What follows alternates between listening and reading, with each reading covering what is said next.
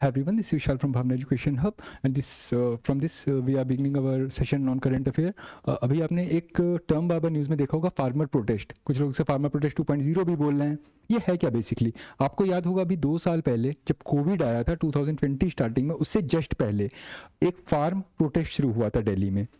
बहुत से लोगों को पता भी नहीं था कि what was it all about, but since you are a UPSC aspirant आपको कम से कम ये पता होना चाहिए कि अगर कोई भी चीज़ हो रही है तो हो क्यों रही है। Like since I came to Delhi just 2-3 days back, I met a few people and I just asked them कि what is the all hullabaloo all about. ठीक है, ये सब हो क्या रहा है? उन्होंने कहा बस हो रहा है, क्रांति हो रही है, हमको भी करनी है, that kind of the thing. ऐसा नहीं होता कि कोई भी इशू होता है किसी चीज़ से रिलेटेड होता है। क्या जो पुराना फार्म प्रोटेस्ट था और ये सेम है कि जो अभी वाला हो रहा है वो पहले वाले से अलग है? तो यूपीएससी ने 2021 में प्री में क्वेश्चन पूछा था, ठीक है, कि एग्रेरियन रिफॉर्म बिल जो आए हैं 3 लॉज थे उसमें बेसिकली, ठीक है। तो उन्होंने क्लॉजेस 4 दिए थे, कहा था कि इनमें से कौन सा वो क्लॉज है जो अभी के एग्रेरियन रिफॉर्म बिल में इंक्लूडेड नहीं है। अब आंसर थे आपके, एक था आपका एसेंशियल कमोडिटीज एक्ट, ठीक है, दूसरा था कॉन्ट्रैक्ट फार्मिंग और तीसरा था एग्रीकल्चरल मंडीज और चौथा था मिनिमम सपोर्ट प्राइसिंग यानी एमएसपी। अब आपको बताना है कि जो किसान कानून आए थे जिसके विरोध में पूरा प्रोटेस्ट हुआ था, जो 4 ऑप्शन बताए इनमें से कौन सा नहीं था, तो the correct answer was MSP. ये जो 3 कानून आए थे वो एमएसपी, उनमें से कोई भी एमएसपी से डील नहीं करता था। पहली चीज तो ये, तो पहली चीज ये, अगर कोई सेंसेशनल न्यूज है तो जरूरी नहीं एग्जाम में पूछी ना जाए। ये बहुत हाईली सेंसेशनल था, कई लोगों ने उस समय पढ़ते पढ़ाते ये भी कहा कि इसका यूपीएससी से कोई लेना देना नहीं है। और मजे की बात है, जब ये क्वेश्चन पूछा गया था तब तक गवर्नमेंट विड्रॉ भी कर चुकी थी। गवर्नमेंट ने आपको पता है 3 कानून वापस ले लिए थे। तो क्या वो इरेलेवेंट हो जाते हैं? बिल्कुल नहीं रिलेवेंट होते हैं, ठीक है। पहली चीज, ये टॉपिक डील किससे करता है? एग्रीकल्चर से डील करता है। तो एक चीज हमेशा याद रखिएगा, यूपीएससी के अप्रोक्सीमेटली 10 से 15 क्वेश्चन डायरेक्टली एग्रीकल्चर या फार्मिंग से आते हैं, पॉलिसीज रिलेटेड टू एग्रीकल्चर, ठीक है। Basics of geography, basics of geography मतलब जैसे रबी खरीफ वगैरह हो गए, ठीक है, कौन सा जो पर्टिकुलर तरह का फूड ग्रेन होता है किस तरह के क्लाइमेट में पाया जाता है, वो सारी चीजें जो बेसिक हो गए, 4-5 क्वेश्चन वहां से पूछ सकता है। और ज्यादातर क्वेश्चन जो होते हैं इनके 10 question approximately agrarian related policy से पूछे जाते हैं। जैसे पीएम किसान कोई संपदा निधि आई है, ठीक है, या फिर इनके एमएसपी को सपोर्ट करती हुई आई, इरिगेशन को सपोर्ट करती हुई आई है। और इस बार के लिए आपका एग्रीकल्चर टॉपिक इंपॉर्टेंट फिर क्यों हो जाता है 2024 में? 2-3 चीजें ध्यान रखिएगा। पहली चीज ये है कि MS Swaminathan, who is also known as the father of green revolution in India, इनको इस बार 2024 का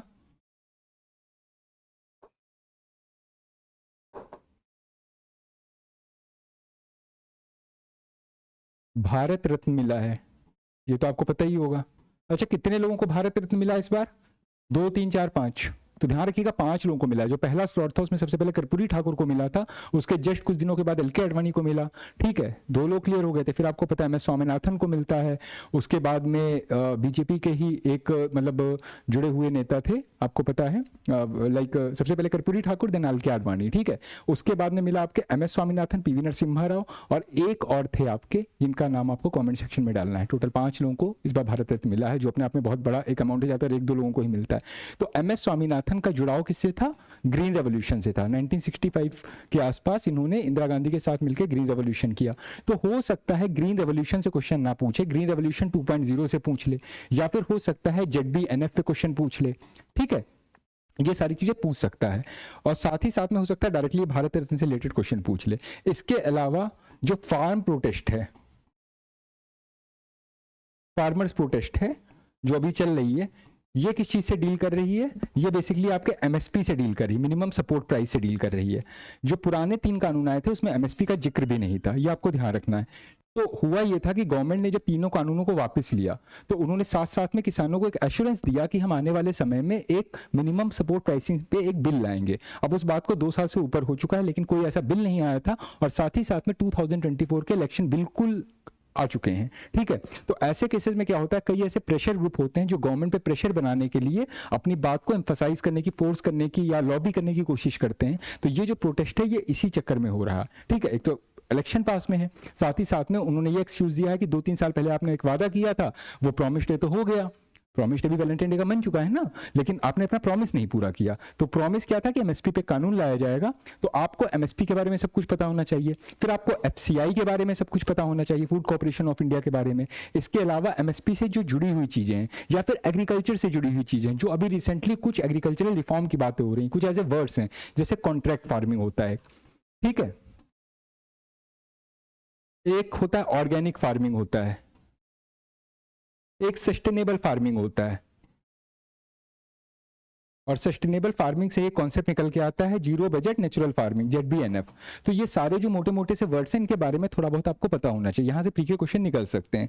तो हम पहले आते हैं farmer protest, what it is all about, ठीक है। तो आपको यहाँ बताना चाहेंगे कि आज से कुछ साल पहले, 3-4 साल पहले, जो भारत सरकार है वो 3 लॉस या 3 एग्रीकल्चरल रिफॉर्म लॉस के साथ आती है।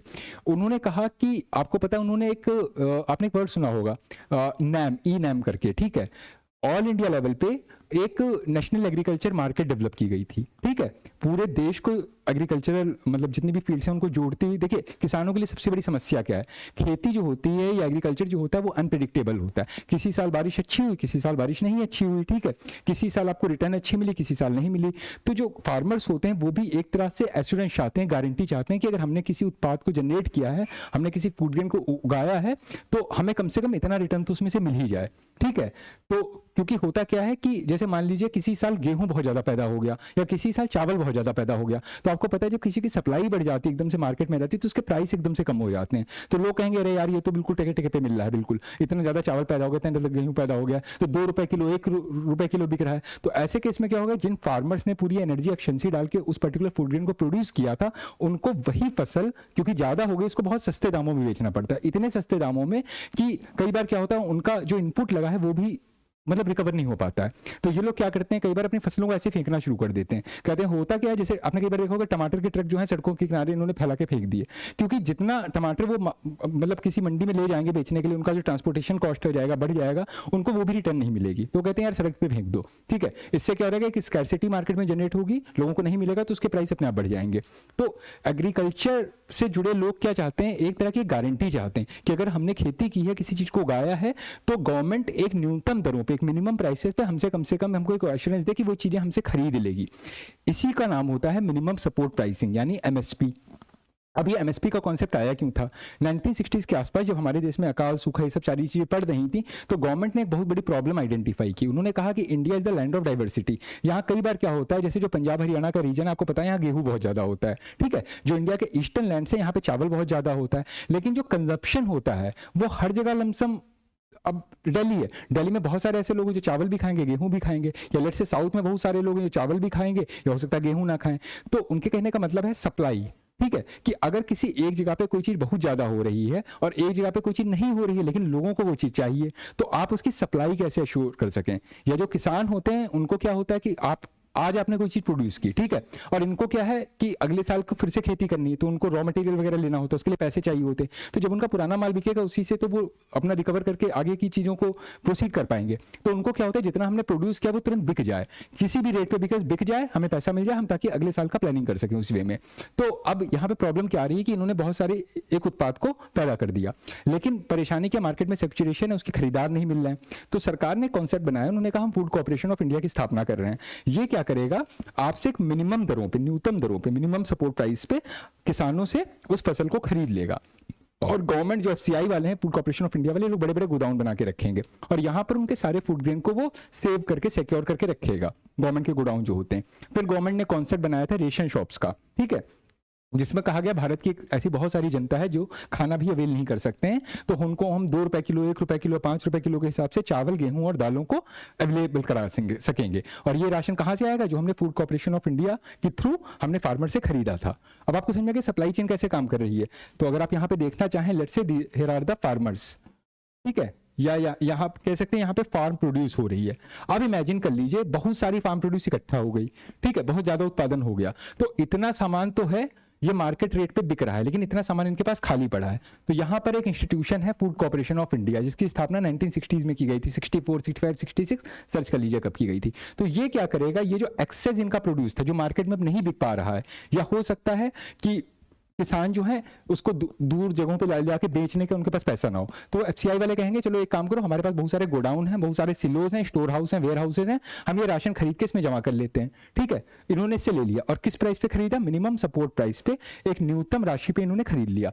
अब ये फूड कॉर्पोरेशन में ऑफ इंडिया के गोदाम में पड़ा पड़ा राशन सड़ेगा तो है नहीं, तो इन्होंने एक चेन बनाई जिसका नाम है राशन शॉप्स। आपने कई बार ये सुना होगा, राशन शॉप्स होती हैं हर शहर, दुकानों पे नुक्कड़ पे होती हैं।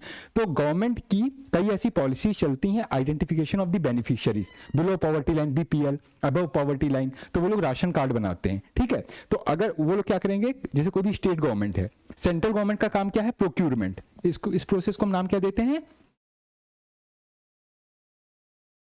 प्रोक्यूरमेंट, मतलब प्रोक्यूर कर लेना। तुमने प्रोक्यूर कर लिया एफसीआई के गोडाउन में। अब यहां बात आ रही है सप्लाई की। ठीक है, तो यहां पे स्टेट गवर्नमेंट होगी, तो स्टेट गवर्नमेंट क्या करेगी? Identification of beneficiaries.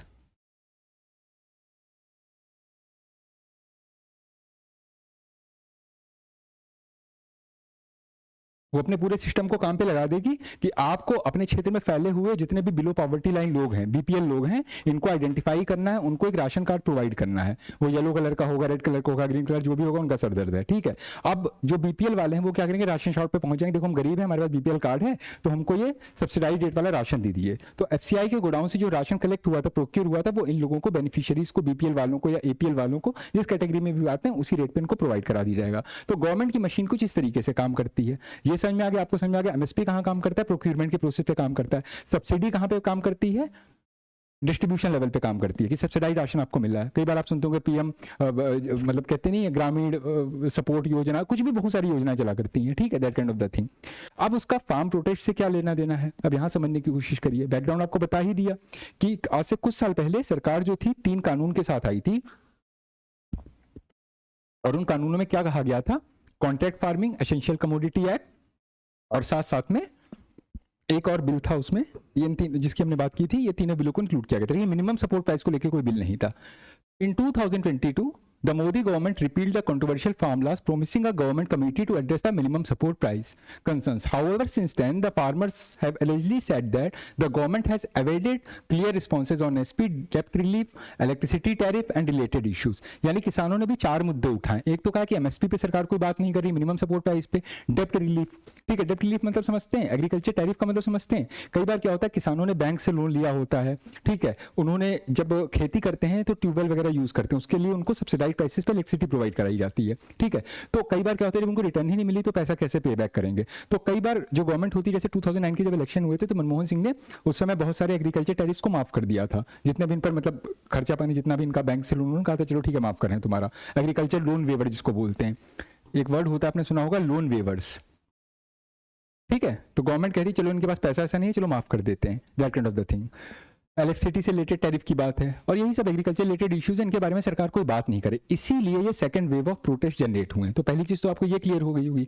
साथ ही साथ में they also want the government to honour a promise to double their income. Modi government ने आज से कुछ साल पहले एक कॉन्सेप्ट दिया था कि by 2022 we will double the agricultural income of farmers. 2022 से 2024 हो चुका है, और डबल क्या, उनकी तो जो चल रही थी इनकम वो भी पता नहीं चल पा रही है कि नहीं, क्योंकि बहुत सारे मार्केट रिफॉर्म हुए हैं, जीएसटी वगैरह आया है, डिमोनेटाइजेशन हो गया था, ऐसा बोलते हैं एग्रीकल्चर सेक्टर में भी इसका इंपैक्ट पड़ा है। साथ ही साथ में जो लॉकडाउन लगे थे उसका भी एग्रीकल्चर में इंपैक्ट देखने को मिला है। ठीक है, इन सब चीज़ों के चलते हुए एग्रीकल्चर को रिफॉर्म हो नहीं पाया, जो 3 लॉज आए थे वो भी नहीं इंप्लीमेंट हो पाए, जिसके चलते कुछ खास काम नहीं हो पाया है। तो it makes farming a loss making enterprise. Now the farm union leaders are seeking the guarantee back by the law of more state support और a minimum support price for the crops. अच्छा, अब आप एक बात कहेंगे कि ये जो किसान ये बार बार एमएसपी की बात क्यों कर रहे हैं? क्योंकि अभी हमने देखा कि 1960s में already there was a food corporation of India, जिसका काम ही था कि एमएसपी पे वो एग्रीकल्चर प्रोड्यूस को प्रोक्यूर कर सके। तो एमएसपी तो पहले से एग्जिस्ट कर रहा है, मिनिमम सपोर्ट प्राइस। तो फिर ये लोग एमएसपी की बात क्यों कर रहे हैं? क्योंकि एमएसपी अभी एक प्रोविजन है, एक कानून नहीं है। भारत में एमएसपी को लेके कोई लॉ नहीं है, कोई कानून नहीं है, ये बस गवर्नमेंट की एक स्कीम है कि हाँ भैया ले लेंगे, एक एश्योरेंस होता है, एक गारंटी नहीं है। तो इनको एश्योरेंस नहीं चाहिए, इनको चाहिए गारंटी। एक कानून बनाइए एमएसपी का, उसमें निर्धारित कर दीजिए कि हम इतनी फसलों पे आपको एमएसपी प्रोवाइड करेंगे, हम उन्हीं फसलों को उगाएंगे, सीधी सी बात है। ठीक है, और गवर्नमेंट विल बी बाउंड। जैसे आपने सुना होगा एक सर्व शिक्षा अभियान चल रहा था 2002 के आसपास, उससे पहले भी एग्रीकल्चर रिलेटेड बहुत सारी गवर्नमेंट की स्कीम्स एंड पॉलिसी चला करती थी, लेकिन education was never provided the status of a fundamental right. ठीक है, ये फंडामेंटल राइट कब बनता है आपका 86 कॉन्स्टिट्यूशनल अमेंडमेंट एक्ट जो आपका 2002 में हुआ था, उसमें फिर आपको पता है राइट टू एजुकेशन 2009 में बनता है, साथ साथ में आर्टिकल 21 में बनाया जाता है, तब ये फंडामेंटल राइट बना। और फंडामेंटल राइट होने का मतलब क्या है कि अगर आपको एजुकेशन नहीं प्रोवाइड हो रहा है तो you can approach the supreme court कि हमारे फंडामेंटल राइट का वायलेशन है। तो किसानों को भी बस यही एश्योरेंस चाहिए कि MSP should not remain a mayor assurance but rather more of a guarantee और स्टेट लॉ। तो ये इसी की बात कर रहे हैं। They have also demanded that setting up of a crop prices under the Swaminathan commissions formula. MS Swaminathan जिनकी भी हमने बात की थी, जिनको भारत रत्न मिला है, उन्होंने एक फॉर्मूला दिया था कि किस वे में एमएसपी वगैरह को डिटरमाइन किया जा सके, उसका इंप्लीमेंटेशन अभी तक नहीं हुआ है। तो उसकी बातें कर रहे हैं कि there should be a crop prices under the Swaminathan commission formula. Instituted in 2004, the commission accentuated the necessity of fixing a minimum pricing for crops most beneficial to the farmer. MS Swaminathan के अंडर में 2004 में committee बनी थी जिसने crop pricing का formula दिया था और उसने कहा था कि किसानों के लिए एक मिनिमम प्राइसिंग को फिक्स कर दिया जाए which should be beneficial to the farmer, लेकिन उसका इंप्लीमेंटेशन नहीं हुआ है। Farmers have also demanded a fair and remunerative price FRP. MRP और एफआरपी में क्या अंतर है? जैसे एमएसपी मिनिमम सपोर्ट प्राइस में क्या अंतर है? मिनिमम सपोर्ट प्राइस का मतलब होता है सरकार अपनी आपसे कह देती कि ठीक है भैया हम 10 रुपए किलो के हिसाब से तुमसे हम गेहूं खरीद लेंगे, लेकिन क्या ये 10 रुपए पर किलो जस्टिफाइड है?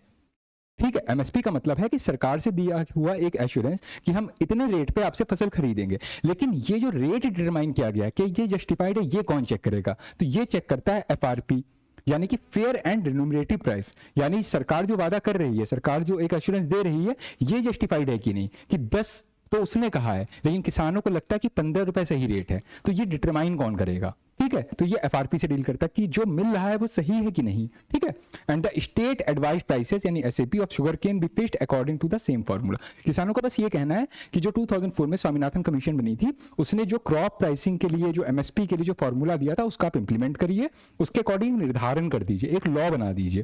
तो आपको अभी तक ये समझ में आ गया होगा कि इनकी मांगे जो हैं ये बहुत तक का गलत नहीं है। हर आदमी अपने जीवन में एक सिक्योरिटी चाहता है, एश्योरेंस चाहता है। फिर हम आगे बढ़ते हैं एमएसपी के बारे में थोड़ा सा। What is this MSP all about? और अभी एमएसपी को लेकर क्या अप्रोच गवर्नमेंट की चल रही है? Of the 23 crops that the government currently announces MSPs for every year, there are 7 kind of the cereals, paddy, wheat, maize, बाजरा, ये 5 types of the pulses। यानी अभी मिनिमम सपोर्ट प्राइसेस जो हैं वो कितनी फसलों को लेके हैं याद रखिएगा, 22 + 1, 22 बाकी फसल और एक जो होती है वो शुगर केन होती है। ठीक है, तो 22 + 1 हम लोग इसको देखते हैं, या टोटल आप कह दीजिए 23, यानी 23 एग्रीकल्चरल प्रोडक्ट्स हैं जिस पे गवर्नमेंट एमएसपी का एश्योरेंस देती है। अब वो कैसी है, मैंने एक चार्ट भी यहाँ पे अटैच की थी, मैं आपको दिखा देता हूँ। ये देखिएगा एक चार्ट यहाँ पे लगी, आप इस पे एक बार नजर मार लीजिएगा। ठीक है, 22 मैंडेटेड क्रॉप्स जिसमें 14 खरीफ हैं, 6 राबी हैं और 2 अदर कॉमर्शियल क्रॉप्स हैं। 7 cereals that is the paddy, wheat, barley, jowar, bajra, मेज एंड रागी। 5 पल्सेस हैं जिसमें ग्राम यानी चना, अरहर यानी येलो वाली जो दाल होती है आपकी, तूर बोलते हैं जिसको, मूंग, उड़द एंड लेंटिल। 7 ऑयल सीड्स होती हैं जिसमें से तेल निकलता है, ग्राउंडनट यानी कि मूंगफली, रेप सीड, मुस्टर्ड, और सोयाबीन हो गई, सनफ्लावर हो गया, सीसम हो गया, then your safflower and your niger seed. तो टोटल ये 7 cereals, 5 pulses and 7 oil seeds. ठीक है, ये थोड़ा ध्यान रखिएगा। और टोटल क्या है, 22 आपके मैंडेटेड क्रॉप्स हैं। इसके अलावा एक शुगर केन पड़ जाता है, तो टोटल 23 हो जाते हैं। तो अभी फिलहाल स्थिति यह है कि सरकार 23 फसलों पे यानी 23 क्रॉप्स पे एमएसपी का एश्योरेंस देती है। ये चीज आपको ध्यान रखनी है। सीरियल्स में कौन है इसका स्क्रीनशॉट ले लीजिए, ध्यान रखना थोड़ा सा। 5 टाइप्स ऑफ पल्सेस कौन सी, इनका ध्यान रखिएगा। 7 ऑयल सीड्स कौन सी हैं। The government announces support prices for 23 crops each year to set a benchmark, but state agencies buy only rice and wheat। अब आप ये प्रॉब्लम समझने की कोशिश करिए कि सेंट्रल गवर्नमेंट ने एक एश्योरेंस तो दे दिया किसानों को कि भैया 23 फसलों पे हम आपको एमएसपी देंगे, लेकिन जो स्टेट गवर्नमेंट, अच्छा एग्रीकल्चर किसके सब्जेक्ट में आता है, यूनियन लिस्ट में आता है, स्टेट लिस्ट में आता है या कॉन्करेंट लिस्ट में है, ये एक बार चेक करिए, कमेंट सेक्शन में ड्रॉप करिए। ठीक है, यहाँ बड़ा मिला जुला काम चलता है प्रोक्यूरमेंट और सप्लाई के या डिस्ट्रीब्यूशन के एंगल से अगर देखें तो। प्रोक्यूरमेंट कौन कर रहा है, सेंट्रल एजेंसीज कर रही हैं। फूड कॉर्पोरेशन ऑफ इंडिया किसके अंडर में आता है, सेंट्रल गवर्नमेंट के अंडर में आता है। ठीक है, आइडेंटिफिकेशन ऑफ बेनिफिशियरीज कौन कर रहा है, setting up of ration shops कौन कर रहा है, डिस्ट्रीब्यूशन चैनल्स कौन देख रहा है, स्टेट गवर्नमेंट देख रही है। यानी इनफैक्ट एमएसपी का एश्योरेंस तो सेंट्रल गवर्नमेंट ने दे दिया, लेकिन एमएसपी मैं किस फसल पे प्रोवाइड करूंगा, क्योंकि एग्रीकल्चर जो है आपका यूनियन जो आपकी जो लिस्ट आती है शेड्यूल 7 वाली, उसमें आपकी सेकंड लिस्ट में आएगा। ठीक है, लिस्ट 2 में आ गया, यानी कि स्टेट सब्जेक्ट पड़ जाता है। तो अब ये स्टेट गवर्नमेंट की जिम्मेदारी है कि वो एमएसपी के रेट्स पे जो कि एफआरपी नहीं है, फेयर एंड रिन्यूएबल प्राइस नहीं है, लेकिन एमएसपी है। एमएसपी के अंतर्गत कुछ फसलों को किसानों से ले। अब स्टेट गवर्नमेंट यहाँ दिमाग क्या लगाती है कि वो खाली राइस और व्हीट को प्रोक्यूर करती हैं। उसका रीजन क्या है कि गवर्नमेंट की जितनी भी पॉलिसीज हैं, आप कोई भी पॉलिसी उठा के देख लीजिए, जो रेशन शॉप से जो राशन प्रोवाइड होता है उसमें ज्यादातर खाने की 3 फसलों की बात की जाती है, राइस, व्हीट और पल्सेस। ठीक है, तो स्टेट गवर्नमेंट सिर्फ उसी तरह का राशन प्रोक्यूर करती हैं जो उन्हें सप्लाई करना है। अब आप बात समझ रहे हैं, 23 फसलों का एश्योरेंस तो दे दिया, लेकिन ये स्टेट एजेंसीज किसको परचेस कर रही हैं? राइस और व्हीट को परचेस कर रही हैं। अब बाकी फसलें पड़ी रह जाती हैं, तो किसान भी उसको ज्यादा उगाना नहीं चाहते हैं क्योंकि उसको एमएसपी का कुछ मिल ही नहीं रहा वहां पे। At the support level benefiting around just 7% of the farmers who raise those crops. अब अगर आप यूपी साइड जाएंगे तो आपको तराई बेल्ट में गन्ना ही गन्ना मिलेगा, क्योंकि उसमें आपको पता ही है 23% में शुगर केन को इंक्लूड करके रखा गया, उसमें एमएसपी वगैरह इनको मिल जाती है। तो किसान क्या करेगा, यहाँ पे उन्हीं फसलों को उगाएगा जहां उसको प्रॉपर एमएसपी मिल रही है। स्टेट एजेंसी जो है जिन पर्टिकुलर फसलों को उससे प्रोक्यूर कर रही हैं। लेकिन हमारी रिक्वायरमेंट तो और भी होती है ना, अब हमको ग्राउंडनट ऑयल भी चाहिए, हमको मस्टर्ड भी चाहिए, हमको बाकी दालें भी चाहिए, है ना मार्केट में। तो किसान जब उगाएगा नहीं तो हमको मिलेगी क्या? तो किसान भी यहाँ पे दिमाग अपना लगाना शुरू कर दिया कि भैया फालतू चीज उगा के क्या फायदा, जिस पर एमएसपी नहीं मिलेगी, कल को फसल बर्बाद हो गई, कल को कुछ नुकसान हुआ, कोई खरीदने वाला नहीं तैयार है। ये सब चीजें हो सकती हैं। The farm policy experts they argue that buying all the farm produce at the state set minimum support price is economically unviable.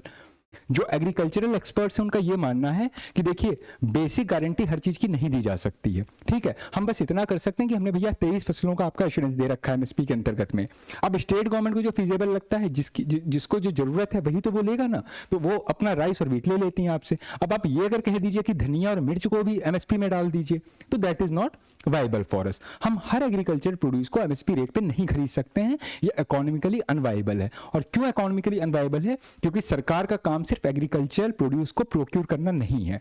सरकार इसीलिए तो नहीं बनी है ना कि हम सिर्फ राशन खरीदेंगे और बांटेंगे। सरकार को इंफ्रास्ट्रक्चर भी देखना है, स्पेस टेक्नोलॉजी भी देखनी है, एजुकेशन में भी काम करना है, हेल्थ में भी आयुष्मान कार्ड भी जारी करने हैं। तो स्टेट के ऊपर बहुत रिस्पॉन्सिबिलिटीज होती, तो यहाँ डिस्ट्रीब्यूशन होता है। तो जब बजट बनता है, आपको पता है हर मिनिस्ट्री को एक पर्टिकुलर पैसा अलॉट कर दिया जाता है। और इस बार का जो आप बजट देखेंगे उसमें प्रायोरिटी में सबसे ज्यादा पैसा किसको दिया गया? मिनिस्ट्री ऑफ डिफेंस को दिया गया है। हथियार अगर नहीं खरीदेंगे, हथियारों का प्रोक्यूरमेंट नहीं करेंगे, तो कल को चाइना अटैक कर ले जाएगा हम पे। आप खेती बाड़ी करते रहिए, किसके अंडर में करेंगे? चाइना के अंडर में करेंगे। हर चीज की जरूरत होती है ना हमको, तो हमको अपने फ्रंटियर्स को भी सेफ गार्ड करना है, हमको चाइना का अटैक भी देखना है, पाकिस्तान का भी करना है, रॉ को भी फंड करना है, आईएसआई को टैकल करना है कि नहीं करना है, तो रॉ को भी फंड करना पड़ेगा। ठीक है, आईबी वगैरह वालों को भी पैसे देने हैं, जितने सैलरीड बैंकिंग सेक्टर को भी देखना है। तो जब आपको मल्टी एस्पेक्ट में सोचना है, इंफ्रास्ट्रक्चर अगर नहीं डेवलप करोगे, नेशनल लॉजिस्टिक पॉलिसी नहीं बनाओगे, तो अगर फसल पैदा भी कर ली तो डिस्ट्रीब्यूशन कैसे देखोगे? आप समझ रहे बात को? भाई ट्रक गाड़ियां जिससे आप एग्रीकल्चर प्रोड्यूस को ट्रांसपोर्ट करते हो, उसके लिए आपको क्या चाहिए होते हैं? हाईवे चाहिए होते हैं, डीएफसी चाहिए होते हैं, डेडिकेटेड फीड कॉरिडोर्स। ठीक है, रेलवेज को नहीं डेवलप करेगी, रेलवेज भी आपको पता है कितना एग्रीकल्चर प्रोड्यूस अंदर बाहर करती है, मार्केट सप्लाई देखती है। अगर वो इंडस्ट्रीज और मैन्युफैक्चर सेक्टर को नहीं डेवलप करेगी गवर्नमेंट, तो जो आपने जो फूड ग्रेन किए हैं उनको प्रोसेस कहाँ करेगी? हम लोग एग्रीकल्चर डिपेंडेंट इकोनॉमी नहीं रह गए हैं। ठीक है, नो डाउट हमारे यहाँ का 66% पॉपुलेशन जो है, 66 to 70%, ये अभी भी एग्रीकल्चर में इंगेज्ड है। लेकिन सबसे ज्यादा जो जीवीए है उसमें शेयर किसका है? सर्विस सेक्टर का है। तो सर्विस सेक्टर को डेवलप करेगी गवर्नमेंट की? नहीं करेगी। तो पूरा पैसा उठा के एमएसपी में तो नहीं दे देगी, तो इसीलिए इकोनॉमिकली अनवायबल हो जाता है। ठीक है, मल्टी पर्सपेक्टिव अप्रोच में अगर देखेंगे आप, तो state agencies by the 2 steppers at the government fixed minimum support prices to build reserves for the world biggest food welfare program that entitles 800 million Indians to free rice and wheat. अभी मैंने आपसे कहा Indian government जो है सबसे बड़ा, पूरी देखिए हमारी जनसंख्या 1.46 बिलियन की है। इतने बड़े पॉपुलेशन को सस्टेन करने के लिए हमको वेलफेयर स्कीम चलानी पड़ती हैं।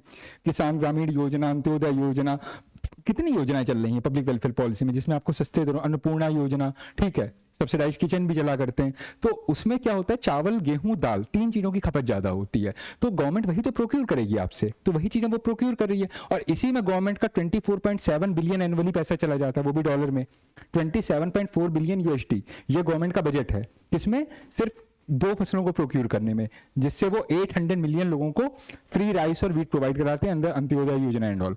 ठीक है, अब आप उनसे कह दिए कि धनिया, मिर्च, लहसुन, अदरक सब कुछ खरीदो, तो कहां से खरीद लेंगी? है ना, आप उनकी भी प्रॉब्लम समझिए।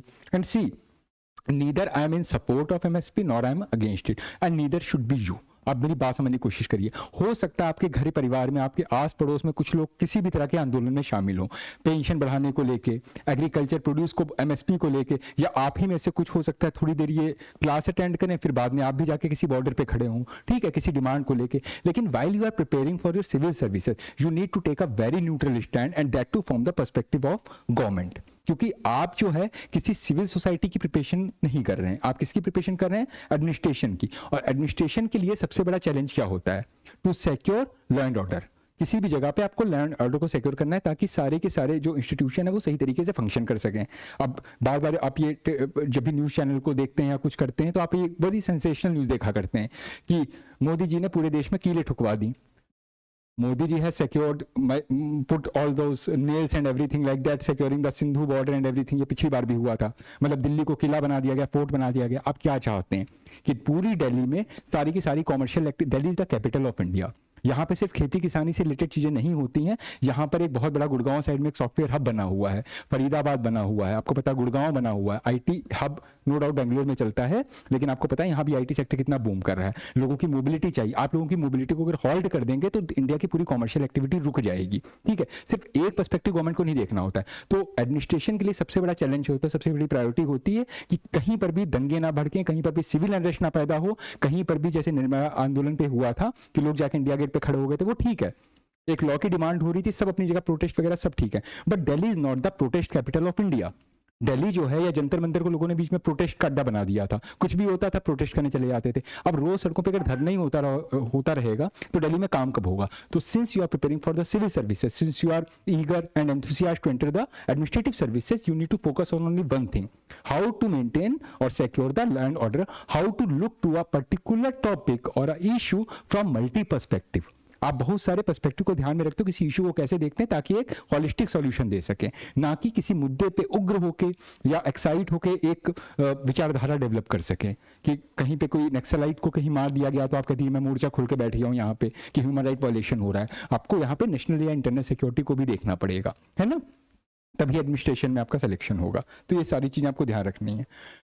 MSP policy was set with the intent that the farmers receive at least a 50% of profit from their cost। MSP policy को जब बनाया गया था, मैंने कहा नहीं ये लॉ नहीं बना, एक्ट नहीं, ये पॉलिसी है, एक अप्रोच है, with the intent that farmers receive at least 50% of their profit, उनका 50% प्रॉफिट रिकवर हो जाए। More often than not, farmers are compelled to sell their crops at the prices lower than MSP। और ऐसा देखा गया है कि इसके बावजूद भी कई बार फार्मर्स को MSP से नीचे जाके अपने फसलों को बेचना पड़ता है। और इसका एक सबसे बड़ा कारण यह है कि MSP कोई पॉलिसी नहीं है, MSP being a policy, MSP सिर्फ एक अप्रोच है, ठीक है, एक तरह का एश्योरेंस है, एक लॉ नहीं है। लॉ अगर गवर्नमेंट बना देगी एमएसपी को लेके तो उसे बाध्य होना पड़ेगा। अगर गवर्नमेंट आज की डेट में कह दे कि 23 क्रॉप्स को हम खरीदेंगे ही खरीदेंगे, लॉ है, तो अगर उस लॉ का वायलेशन होता है तो कल को आप कोर्ट जा सकते हैं। और अभी आपको पता है इलेक्टोरल बॉन्ड को लेकर भी सुप्रीम कोर्ट का जजमेंट आया है, ठीक है। तो एक पॉलिसी में और एक लॉ में बहुत अंतर होता है। Rather than a law efficiently helping the farmers helpless in terms of legally demanding their right. तो सिचुएशन कहां से हो रही है कि एमएसपी जो है पॉलिसी है, एक पॉलिसी है, गवर्नमेंट की स्कीम है एक तरह से, बट एक लॉ नहीं है, ठीक है। तो जिसकी वजह से फार्मर जो है अपने आप को हेल्पलेस फील करते हैं and they are simply demanding their rights. Of the 23 crops for which the MSP declared only sugar cane enjoys some legal restrictions. Sugar cane को क्यों है? क्योंकि essential commodity act it mandates the payment of a fair price for sugar cane. जो FRP है, fair and remunerative price, FRP, वो sugar cane के case में तो एप्लीकेबल है, लेकिन जो बाकी 22 फसलें हैं उनके केस में उतना एप्लीकेबल नहीं है। वही चीज यहाँ पे लिखी हुई है। Farmers are apprehensive that the government can terminate the MSP system at will. Farmers का ये कहना है, उनके अंदर ये एप्रीहेंशन है कि सरकार की एक पॉलिसी है, एक स्कीम है, और स्कीम पॉलिसी के साथ क्या होता है, कभी भी शुरू हुई कभी भी बंद हो गई, लेकिन लॉ एक बार बन गया तो जब तक वो नल एंड वॉइड नहीं घोषित हो जाएगा, सुप्रीम कोर्ट जिस पे जब तक बैन नहीं लगा देगी तब तक वो लॉ एग्जिस्ट करेगा। तो ये लोग लॉ की डिमांड कर रहे हैं। According to the 2014 Shanta Kumar Committee, only 6% of the farmers reap the benefits of MSP। और 2014 में शांता कुमार कमेटी है, तो फिर का क्वेश्चन बन सकता है कि MS स्वामीनाथन कमेटी और ये जो MS स्वामीनाथन 2004 की कमेटी थी जिसने आपका क्रॉप एश्योरेंस को लेकर फॉर्मूले बताने की बात की थी, और साथ साथ में जो शांता कुमार कमेटी है जो 2014 में बनी थी, किससे डील करती हैं? तो ध्यान रखिएगा ये भी MSP से डील करती हैं। इसने ये निकाला था कि only 6% of the farmers they are reaping the benefits of the MSP। और ये 6% फार्मर कौन से हैं ज़्यादातर, जो आपके शुगर केन वगैरह में इन्वॉल्व हैं, या फिर जो राइस और वीट की खेती कर रहे हैं। और आपको पता है जो आपका पंजाब हरियाणा है, यहाँ पे सबसे ज़्यादा वीट की खेती होती है अंडर द ग्रीन रेवोल्यूशन जो पहला वाला आया था।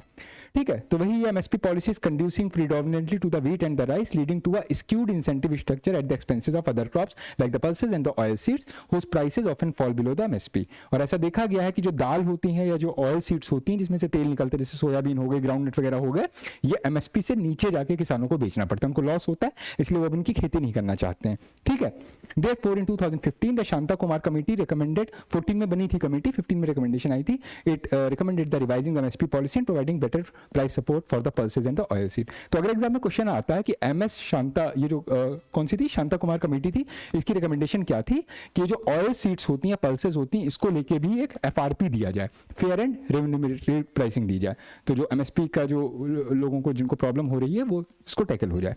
इतनी सारी इंफॉर्मेशन आपके लिए क्लियर हो गई, इसमें से प्री के बहुत सारे क्वेश्चन बन जाते हैं।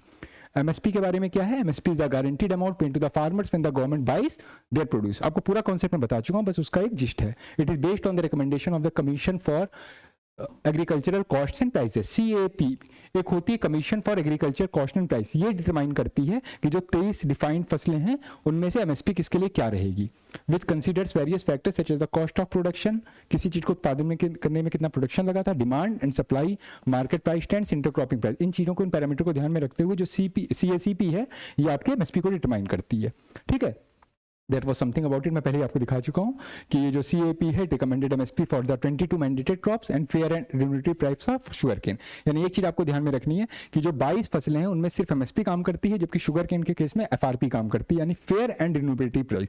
यानी सरकार जब एमएसपी देती है तो ध्यान रखती है कि ये एमएसपी जस्टिफाइड है या नहीं। ऐसा तो नहीं 2 रुपए हमने एश्योरेंस कर दिया किसी को, नहीं, 50 रुपए है कि नहीं है, मतलब उनकी कॉस्ट निकल लेगी नहीं, है ना, ये सब चीजें उसके बारे में था। What are the factors for considering recommending the MSP, cost of cultivation, demand supply, ये प्री में क्वेश्चन आ सकता है, देख लीजिएगा। Market price trend, intercrop price, implications for the consumer कि इन्फ्लेशन ना हो सके, एनवायरमेंट वगैरह देखती है, terms of trade between agriculture and non agriculture sectors.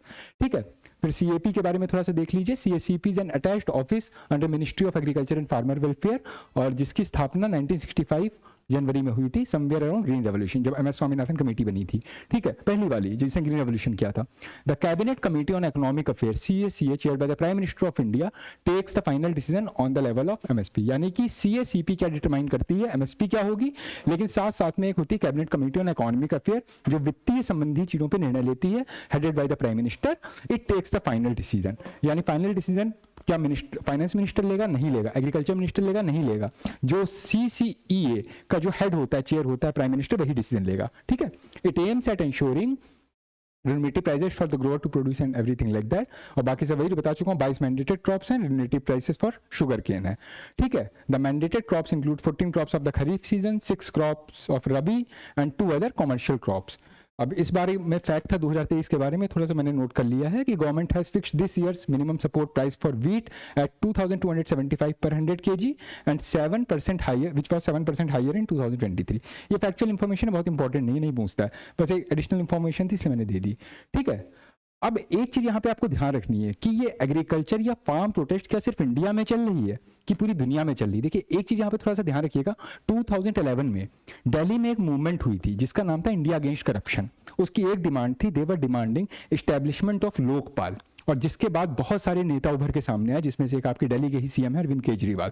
India against corruption movement की स्थापना समवेयर 2005-06 के आसपास हुई थी। उसके फाउंडिंग मेंबर्स में अरविंद केजरीवाल भी थे, किरण बेदी जी भी थी, और एक आपको याद होगा जस्टिस हेगड़े थे कर्नाटका साइड के, वो भी इन्वॉल्व थे, और एक आर्य समाज के एक सेंट हुआ करते हैं स्वामी अग्निवेश, वो भी इन्वॉल्व थे इसमें। तो कई लोगों ने, अच्छा कुछ टाइम तक पंडित रविशंकर भी इससे इन्वॉल्व हुए थे। तो इंडिया अगेंस्ट करप्शन इसीलिए बना था, उनका ये कहना था कि इंस्टीट्यूशनल करप्शन हर लेवल पे है, प्राइम मिनिस्टर से लेकर चपरासी के लेवल पे है, इसको चेक करने के लिए एक ओम्बड्समैन होना चाहिए। ओम्बड्समैन का कॉन्सेप्ट बहुत पुराना है। ठीक है, लोकपाल वर्ड को LM सिंघवी ने बहुत पहले कॉइन किया था, 60s में कॉइन किया था। ठीक है, अभिषेक मानु सिंघवी के जो पिताजी थे, LM सिंघवी पहले वाले। ठीक है, सिंघवी 1। तो हुआ क्या था कि जब 2011 में इंडिया में लोकपाल बिल की डिमांड हो रही थी कि लोकपाल टाइप की बॉडी बने, ओम्बड्समैन बने, जो कि एक इंस्टीट्यूशनल करप्शन को चेक करे। तो क्या दुनिया में उस समय कुछ ऐसा हुआ था? बिल्कुल हुआ था। 2011 में अफ्रीका का टुनीशिया एक देश पड़ता है, वहां से एक अरब स्प्रिंग की शुरुआत हुई थी, जो कम से कम 10 एग्जाम में क्वेश्चन पूछा जा चुका है कि अरब स्प्रिंग की शुरुआत कहां पे हुई थी? टुनीशिया में हुई थी, अफ्रीका की बिल्कुल नदर्न टिप पे पड़ता है। उसके बाद ये टुनीशिया से फैलता हुआ आपका कहां कहां जाता है? लीबिया में जाता है, इजिप्ट में जाता है। आपको पता है लीबिया के एक नेता हुआ करते थे, अल्जीरिया के नेता हुआ करते, एक मुअम्मर गद्दाफी हुआ करते थे। कहां के नेता थे? इजिप्ट के थे कि लीबिया के थे? देखिए एक बार, ठीक है, इजिप्ट के हुआ करते थे। तो ये धीरे धीरे करके पूरे नदर्न अफ्रीका में फैला अरब स्प्रिंग, और उसके बाद ये बताते हैं कुछ मिडिल ईस्ट तक के कंट्री जैसे कि लेबनान है, आपका सीरिया है, ये वहां तक फैलता चला गया। और इसी के ग्लोबल जो इंपैक्ट थे वो इंडिया में भी देखने को मिले कि जिस पीरियड में अरब स्प्रिंग ग्लोबल लेवल पे आ रही थी, उसी पीरियड में दिल्ली में आपकी इंडिया अगेंस्ट करप्शन की लोकपाल बिल वाली मूवमेंट आती है। यानी अगर कोई मूवमेंट इंडिया में हो रही है तो there might be a possibility कि दुनिया में भी कुछ ऐसी चीजें हो रही हो। तो हो सकता है इंडिया से क्वेश्चन आए तो ग्लोबल लेवल पे आ जाए। तो याद रखिएगा कि इस समय फार्म प्रोटेस्ट सिर्फ इंडिया में नहीं हो रहे हैं, they are globally happening. But एक बेसिक डिफरेंस है कि हमारे यहाँ एमएसपी के बेसिस पे हो रहा है और पूरी दुनिया में एक दूसरे लेवल पे हो रहा है। Since 2023 at least 65 countries have responded protests organized by agricultural workers with reasons ranging from minimum support price like in India to unfair government policies like in Europe। यानी यूरोप में जो एग्रीकल्चर प्रोटेस्ट हो रहे हैं वो unfair government policies के चलते हो रहे हैं। एक क्वेश्चन है, अमेरिका की, नॉर्दर्न अमेरिका की वो कौन सी कंट्री थी जहां पिछले साल सारे फार्मर्स ट्रैक्टर लेके सड़कों पे थे? और एक ऐसा पीएम है वहां का जिसने इंडिया में जो पंजाब से इमर्ज होने वाली एग्रीकल्चर मूवमेंट थी उसको सपोर्ट किया था, लेकिन अपने ही देश में उसने लॉकडाउन लगा दिया था उस फार्म प्रोटेस्ट को रोकने के लिए। वो भी रिसेंटली G20 मीट में इंडिया आए थे और लौटते हुए उनके प्लेन को डाइवर्ट कर दिया गया था क्योंकि उन्होंने कुछ बदतमीजियां की थी इंडिया में। एनीवे, उनका नाम पता ही होगा आपको, जस्टिन ट्रूडो, ठीक है, जो कनाडा के पीएम है। तो ये प्रोटेस्ट इंडिया की नहीं है, ये पिछले साल से कनाडा में भी चल रही है। लेकिन जस्टिन ट्रूडो जो इंडिया में एग्रीकल्चर मूवमेंट को सपोर्ट कर रहे थे, क्योंकि पता है उसके लिंक पंजाब से आते हैं, मैं वहां नहीं जाऊंगा, इंटरनल सिक्योरिटी में टॉपिक पढ़ाएंगे। बट हाँ, कुछ ट्रेसेस मिले थे, आईबी को भी मिले थे, वो हमने इंटरनल सिक्योरिटी में कवर करने हैं। ठीक है, कि एक इंटरनेशनल मूवमेंट है, एक इंडिया से सेपरेटिस्ट मूवमेंट इंडिया में चलती है, वो काफी हद तक इन मूवमेंट्स को फंड कर रही थी, तो उसको हम यहां नहीं देखेंगे। ठीक है, एनीवे, ये मूवमेंट्स जो इंडिया में चल रहे हैं मूवमेंट्स, ये कनाडा में भी चले हैं, ये यूरोप में भी चले हैं। तो यूरोप में बेसिक रीजन क्या है? अनफेयर गवर्नमेंट पॉलिसीज का, आउटराइट डिस्प्लेसमेंट और eviction of the farmers at seen in Benin और सूडान इन अफ्रीका। ठीक है, यानी अफ्रीका और यूरोप दोनों ही जगहों पे अलग अलग रीजन से ये फार्म प्रोटेस्ट चल रहे हैं। ये मैंने कुछ जगहों को हाईलाइट किया है, ये देख लीजिएगा थोड़ा सा। एमएसपी के बेसिस पे देखिए, लिखा नहीं है प्राइसिंग ऑफ प्रोड्यूस, यानी एमएसपी के बेसिस पे ब्राउन कलर, यानी इंडिया, ये कौन सी कंट्री? अर्जेंटीना। ठीक है, इसके अलावा मैक्सिको, और कोई कंट्री दिख रही है? साउथ ईस्ट एशिया में 2 कंट्रीज आपको दिख रही होंगी, ये मलेशिया वाली हैं। ठीक है, एनीवे, इन कंट्रीज में एमएसपी के लिए प्रोटेस्ट हो रहा है। ग्रीन कलर किसको डिपिक्ट कर रहा है आपका? अदर रीजन्स को छोड़ दीजिए, और कोई ग्रीन कलर मतलब अदर्स कोई भी एग्रीकल्चर रीजन हो सकता है। ब्राजील में चल रही है, यहाँ पर आपका कौन सा आ गया? सूडान आ गया, इट माइट बी सूडान, हाँ। और इसके अलावा कौन सी कंट्री है? ऑस्ट्रेलिया। इन 3 कंट्रीज में अदर रीजन से चल रही है। डिलेड कंपनसेशन और सब्सिडी इस बेसिस पे कहाँ कहाँ चल रही है? अगर आप यहाँ देखेंगे, आपको 2 कंट्रीज यहाँ दिख रही हैं, इसके अलावा यहाँ नाइजर वगैरह का एरिया दिख रहा है, यहाँ पे वेनेजुएला दिख रहा है, यहाँ पर भी प्रोटेस्ट चल रहे हैं। और पूरा का पूरा यूरोप अनफेयर गवर्नमेंट पॉलिसीज के चलते हुए वहां पर भी प्रोटेस्ट चल रही हैं। यानी देखेंगे ये एक ग्लोबल मूवमेंट है, तो there is a severe possibility कि इंडिया में जो प्रोटेस्ट हो रही है लॉन्ग टर्म तक सस्टेन करेगी, क्योंकि इसके ग्लोबल लिंक भी आपको देखने को मिल रहे हैं। ठीक है, तो that was all about this particular section. अब यहाँ पर मैं थोड़ा सा आपको एक एग्जाम ओरिएंटेड उस पर ले जाना चाहूंगा, because this was issue specific topic, कि इस पूरे टॉपिक से कौन कौन से पॉइंट्स निकल के बाहर आते हैं जो आपको ध्यान में रखने हैं, सिर्फ एग्जाम पॉइंट, एक कैप्सूल फॉर्म में। सबसे पहला एमएसपी, आपको यह ध्यान रखना है कि एमएसपी जो है वो कोई एक्ट नहीं है, वो गवर्नमेंट की ओर से सिर्फ एक एश्योरेंस है, एक तरह की स्कीम है, पॉलिसी है, जिसको सरकार कभी भी चाहे बंद कर सकती। ये स्कीम कब आई थी? समवेयर इन 1965 के आसपास आई थी, जब आपका सीएसीपी बना। और इसमें यह कहा गया कि 23 फूड ग्रेन्स पे, जिसमें से 22 आपके दूसरे क्रॉप्स हैं और एक आपका शुगर केन होता है। ठीक है, इन पेज पे गवर्नमेंट एक एमएसपी प्रोवाइड करेगी। वो एमएसपी क्यों दी जाती है? मिनिमम सपोर्ट प्राइस, ताकि जो किसान है अगर उन्होंने किसी फसल को एक्सेस मात्रा में उगा लिया है, जिसकी वजह से फूड इन्फ्लेशन जैसी सिचुएशन क्रिएट हो सकती है, उनको एक प्रॉपर अपने प्रोड्यूस का पैसा नहीं मिल रहा है, सरकार कहती है कोई बात नहीं, 10 रुपए 20 रुपए किलो के हिसाब से हम तुमसे खरीद लेंगे। ठीक है, इसको कहा जाएगा एमआरपी, मिनिमम सपोर्ट प्राइस। तुमको सपोर्ट करने के लिए गवर्नमेंट ने एक लोअर बेंचमार्क डिटरमाइन कर दिया। इसके अलावा एक दूसरा वर्ड आता है एफआरपी, ठीक है, फेयर एंड रिन्यूमरेटिव प्राइसिंग, वो ये चेक करता है कि जो एमएसपी गारंटी किया गया है ये जस्टिफाइड है कि नहीं, और ये एफआरपी सिर्फ और सिर्फ शुगर केन के केस में ही एप्लीकेबल है। ठीक है, तो ये क्वेश्चन आपको याद रखने हैं। इसके अलावा क्योंकि एमएसपी न्यूज में है तो एमएस स्वामीनाथन न्यूज में है, जैसे मैंने पहले कहा था स्वामीनाथन न्यूज में है बिकॉज ऑफ भारत रत्न जो उनको 2024 में मिला है। इसके अलावा शांता कुमार कमेटी जो 2000 आपकी 14 में बनी थी, 15 में रिकमेंडेशन दी थी, किस लिए दी थी वो देख लेना आपको एमएसपी को लेके कि सीरियल्स और ऑयल सीड्स पे भी एमएसपी दिया जा सके। ये सारे फैक्ट्स आपको ध्यान रखने हैं। इसके अलावा आपको एक और चीज जो ध्यान रखनी है, भले ही वो 3 एग्रेरियन लॉज को विड्रॉ कर लिया गया है, ठीक है, बट आपको ये याद रखना, हो सकता है क्वेश्चन पूछ ले कि आज से 2-3 साल पहले एग्रीकल्चर रिफॉर्म के फील्ड में गवर्नमेंट 3 लॉज लेके आई थी, वो 3 लॉज किस फील्ड से डील करते थे? तो उसमें पहला था आपका एग्रीकल्चरल मार्केट से। आपने एक वर्ड आढ़त सुना होगा, ठीक है, राज्यों में एक आढ़त या एक मंडी का कॉन्सेप्ट होता है जिसमें जो किसान होते हैं उन्होंने फसल उगा ली लेकिन वो बेचने नहीं जा सकते मार्केट में, तो बड़े बड़े कॉन्ट्रैक्टर होते हैं वो उनसे फसल को खरीद लेते हैं, मंडियों में ले आके बेच देते हैं। हर स्टेट में इस तरह के डेवलपमेंट हुए, इसमें बहुत सारे ठेकेदार होते हैं, बहुत सारे कॉन्ट्रैक्टर होते हैं, ठीक है। तो गवर्नमेंट ने इस आढ़त सिस्टम, जिसको मिडिल मैन भी कहा जाता है, इसको तोड़ने के लिए एक नेशनल एग्रीकल्चरल मार्केट डेवलप किया था जिसको डिजिटली लिंक कर दिया गया था, जिसका नाम था ई-नैम। तो आपको एग्जाम के लिए ई-नैम बहुत इंपॉर्टेंट हो जाता है, national agricultural market, digital agriculture market. उसमें क्या होता है, उनका एक डिजिटल ऑनलाइन प्लेटफॉर्म बना होगा, उस पर हर फसल की कीमत होगी कि कर्नाटका में ये फसल इतने रेट पे मंडियों में खरीदी जा रही है, यहाँ इतने में खरीदी जा रही है, इतने में। तो अगर यूपी का एक किसान है, उसे पता है कि कर्नाटका की मंडी में मेरी फसल इतने में बिक सकती है, मेरा वाला जो आड़त है मुझे बेवकूफ बना रहा है, तो वो क्या करेगा, सीधे ई-नैम का यूज करते हुए या तो बार्गेनिंग कर लेगा या वहां ले जाके भेजेगा। यानी पूरे देश को एक सूत्र में बांधने के लिए, एग्रीकल्चर प्रोड्यूस की सेलिंग को देखने के लिए ई-नैम का कॉन्सेप्ट आया था। 2015 में आया था, 16 में आया था, 17 में आया था, चेक करिए, कमेंट सेक्शन में ड्रॉप कीजिए। ई-नैम आपके एग्जाम के लिए बहुत इंपॉर्टेंट है, ठीक है। तो जो 3 एग्रेरियन बिल आए थे उसमें एक ई-नैम का कॉन्सेप्ट था, ई-नैम ऑलरेडी चल रहा है लेकिन उसको लॉ फॉर्म में किया जा रहा था, नेशनल एग्रीकल्चर, तो वो मिडिलमैन को तोड़ने के लिए।